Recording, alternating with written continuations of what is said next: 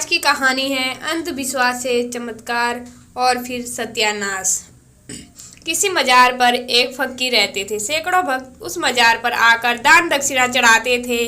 उन भक्तों में एक बंजारा भी था। वह बहुत गरीब था, फिर भी नियमानुसार आकर माथा टेकता, फकीर की सेवा करता और फिर अपने काम पर जाता। अपने कपड़ों का व्यवसाय था। कपड़ों की भारी पोटली कंधों पर लिए सुबह से लेकर शाम तक गलियों में फेरी लगाता। बंजार के फकीर ने बंजारे का गधा भेंट स्वरूप दिया। एक दिन उस फकीर को उस पर दया आ गई। उसने अपने गधा उसे भेंट कर दिया। अब तो बंजारे की आधी समस्या हल हो गई। वह सारे कपड़े गधे पर लाता और तब तक थक जाता तो खुद भी गधे पर बैठ जाता। यूं ही कुछ महीने बीत गए और फिर एक दिन गधे की मौत हो गई। बंजारा बहुत दुखी हुआ। उसने उस मृत गधे की उचित स्थान पर दफनाया, उसकी कब्र बनवाई और फूट फूट के रोने लगा। समीप में जा रहे किसी व्यक्ति ने जब देखा, सोचा यह किसी संत की मजार होगी, तभी ये आदमी यहाँ बैठकर अपना दुख रो रहा है। यह सोचकर उस व्यक्ति ने कब्र पर माथा टेका और अपनी मन्नत हेतु वहां प्रार्थना की और कुछ पैसे चढ़ाकर वहां से चला गया।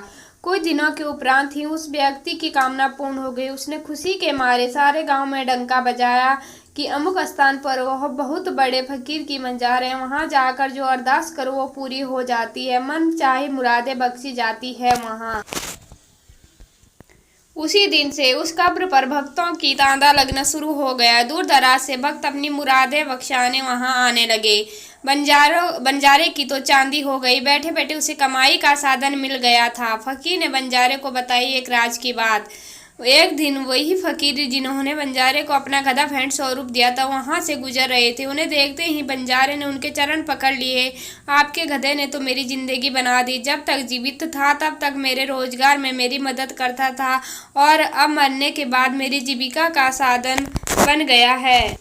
फकीर हंसते हुए बोले, बच्चा, जिस मजार पर तुम नित्य माथा टेकने आता था वह मजार इस गधे की माँ की थी। उम्मीद है आपको यह कहानी पसंद आई होगी।